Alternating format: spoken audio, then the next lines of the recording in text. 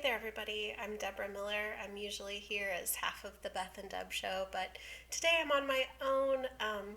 COVID has made it really hard to get together and create videos, but I needed to create some things for one of the classes I'm teaching, so I thought I'd go ahead and share this with everybody who usually watches us on YouTube as well, because it could be helpful, even though I miss Beth and wish she was here to talk to me about this as well.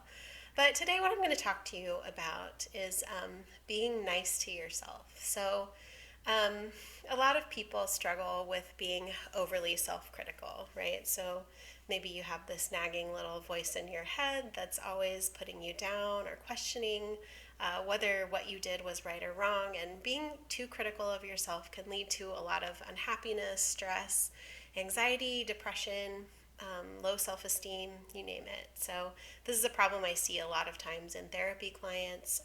They come to me, and sometimes they don't even realize that they are so hard on themselves. But then we start exploring what's going on in their head, and usually we start with a little exercise that I like to call the kid on the bike. So, we're going to go through that today just to get started, and this might help you explore a little bit of your own self-talk and the way that you talk to yourself. So imagine you're sitting around in your yard at home and you're enjoying a nice quiet day, there's nobody around, and then down the street you see a little kid riding toward you on his bike. He looks pretty young, and it's obvious that he has only recently started to be able to ride a bike at all. So he's wobbly, but he keeps going and he gets closer and closer. And then, right as he gets in front of your house, he loses his balance and falls over. So it's nothing serious, but you can tell he's pretty scraped up and he's crying. He's laying there on the ground, and no other adults are around. So it's up to you to help. So, what would you say to the kid? Would you say, wow, you are really bad at this? You looked really dumb trying to ride your bike, and everyone watching you thinks how dumb you look. Like, totally dumb. Obviously, you're not cut out for this, and what made you even think that you could ride your bike in the first place? You clearly don't have the ability to do this, and you should never ride your bike again. I hope that you're laughing at this point, because none of us, hopefully none of us can imagine saying something like that to someone who's clearly giving their effort and has made a mistake and needs some help and encouragement. You would never say that to a kid, or probably to anybody else, but did you recognize any of those messages? Are those some of the things that you say to yourself if you ever make a mistake or feel insecure about something that's happened? Um, Hopefully not, but what would we really say to the kid? Probably something like, "Ooh, that looks like it hurt. Let me help you up. Let's get you fixed up and we'll get you back on your bike. You're just learning, but I'm sure that you'll do better next time. You just have to keep trying. You have to keep going," right? Those are the kinds of things that we would actually say to somebody else who's just learning. But do we say that to ourselves? How many times have you given yourself positive, encouraging messages when you've messed up? If you're like a lot of people, you may never have said those things to yourself, even though you're able to say them to other people who are feeling bad about themselves. For many people, it's just easier to be encouraging, compassionate, and kind to friends and loved ones, but not to yourself. But it doesn't have to be that way, right? What we're talking about here is self-talk. That little voice in your head that gives you feedback throughout the day on what's going on, what you should or shouldn't be doing, and so on. Many people aren't fully conscious of their self-talk. It just feels like a natural part of yourself, and many people aren't aware that their self-talk can either be a barrier to their happiness and success, or it can enhance and support your success. Best of all, it's changeable. So if your self-talk is highly critical and negative, it's important to start developing a more helpful way of talking to yourself. Even if your self-talk is neutral or only slightly negative, slightly critical, it can still be changed to be more positive and helpful to you. So I keep forgetting to change these slides. So that's the picture of the kid on the bike, right? We don't want that. So imagine that I played that slide when I was supposed to. And this is people being nice to each other. You're nice to your friends. You say positive, encouraging things to your friends, right? But it's harder to say that to yourself. So, three things are important to keep in mind when creating helpful self talk. First, your messages to yourself should be non judgmental, not like your cat, not like this cat in this meme, but it's often really hard to show yourself compassion. But it's a key factor in helpful self talk. So, let's go back to that kid on the bike. It's completely possible that that kid actually did do something wrong that caused him to fall over, right? But would you judge him for making that mistake? Of course you wouldn't. You would be able to recognize that multiple factors outside of this kid's control went into the reason why he made the mistake.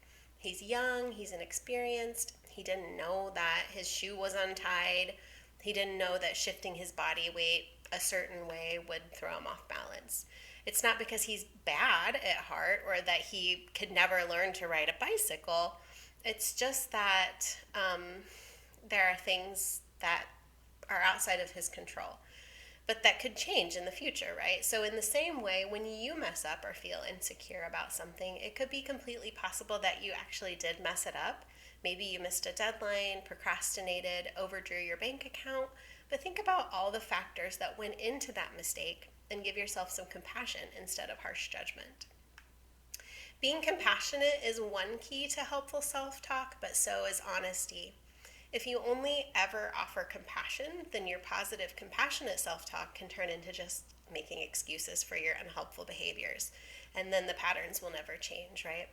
So, if you can be honest with yourself while maintaining compassion, your positive self talk can motivate you to change what needs to be changed so that you'll be successful in the future. Again, going back to that kid on the bike, if we only say to him, oh, don't worry, you'll be successful next time, no problem, you're perfect, you didn't do anything wrong, without giving him any helpful feedback on what to do differently, like keep your shoelaces tied so they don't get stuck in your bike chain, he's likely to keep making the same mistake over and over. So adding a little bit of honesty in a kind way will keep him from wrecking next time, which ultimately isn't that more helpful than just being positive and nice?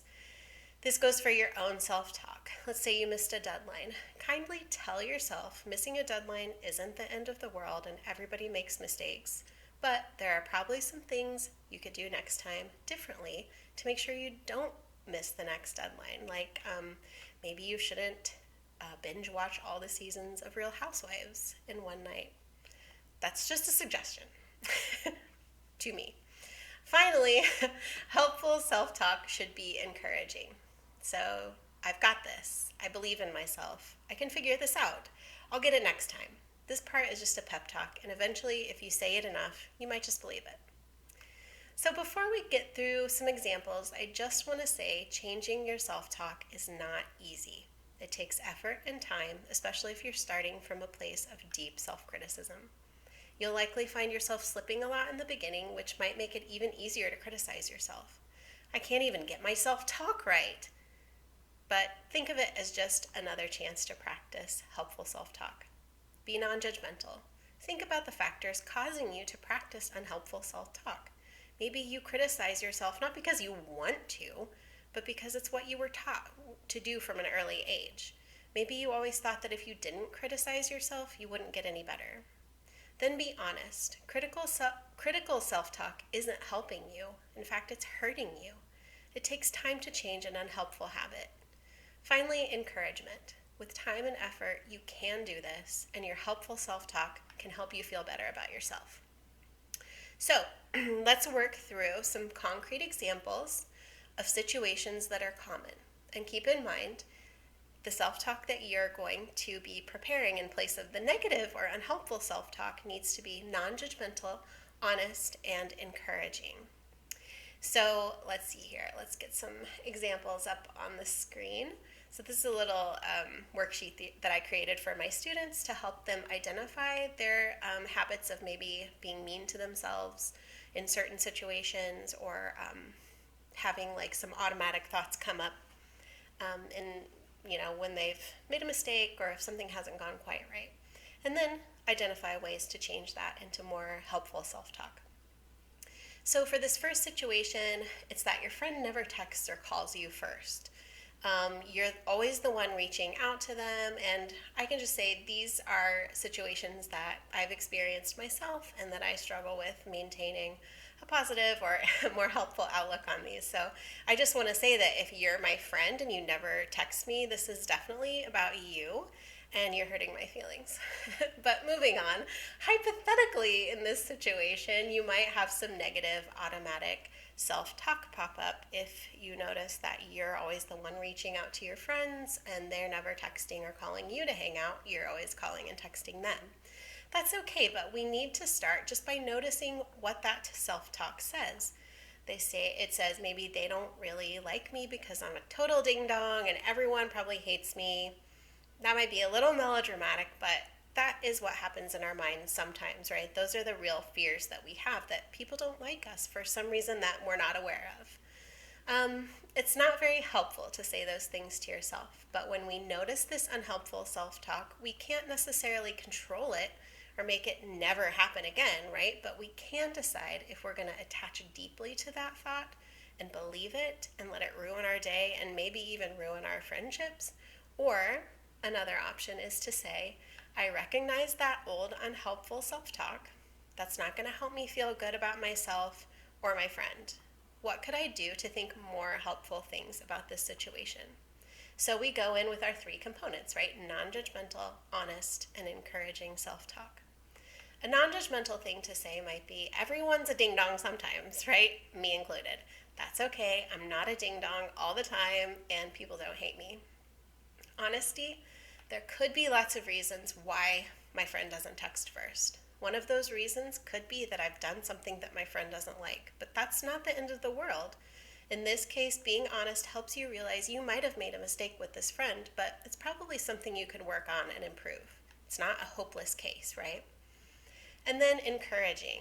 If I have an honest conversation with my friend about what's bothering me, that will probably help and I'll feel better. Encouragement gives hope that things can change and improve. So the next example follows the same format. We've all been here before. We didn't do as well on a project as we had hoped. This could be anything from school to work or even a creative project you worked on that people didn't like as much as you'd hoped they would. Or maybe even you didn't like it as much as you hoped you would. Lots of times this might lead you to believe you're a failure and that you should just give up trying. Pretty unhelpful if you hope to succeed on future projects. So, non-judgmental. Doing poorly on something doesn't mean you're a failure.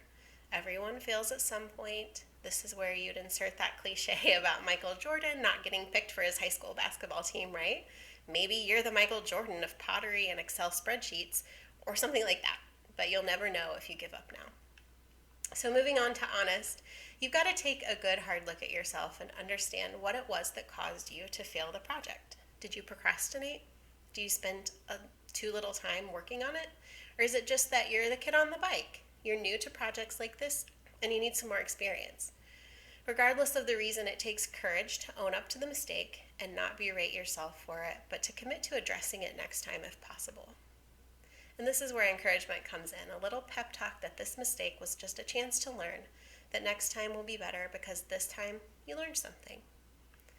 The final example is one that so many of us struggle with in the age of social media, and that's comparison. Everybody's life looks great on social media. They're thinner than you, prettier, more muscular, smarter. They have a great partner and like this awesome dog who can do 20 tricks and never tears up their slippers, and they're always traveling someplace cool. And maybe they live in like a tiny house or something very trendy like that. Who knows? But I do know that it's easy to fall into a self-loathing habit when you spend a lot of time looking at perfect people online. Nothing good can come of it. Let me tell you that right away. Negative thoughts kick in really easily in this space, so it's really important to have something helpful in mind when you notice those thought patterns kicking in. So first, non-judgmental. There's nothing wrong with how I look or how much money I have or how many muscles I have or whatever it is, right? Then the honest part, it's okay if I'm not beautiful or rich or if my makeup doesn't come out looking like the makeup tutorial. That doesn't actually have anything to do with who I am. Do I want people to like me because I'm rich and beautiful or because I'm a worthwhile person, regardless of that? And then give yourself some encouragement. I can choose to stop following these perfect people because they add nothing of real value to my life and I feel worse by looking. I can choose to focus on things that are important to me and that will make tomorrow a better day for me. So, those are some examples about ways to practically change your self-talk to be more helpful. I hope this has helped you understand more about how your self-talk affects you and some practical things you can do to be nicer to yourself. So love yourself, be nice to yourself, be your own best friend.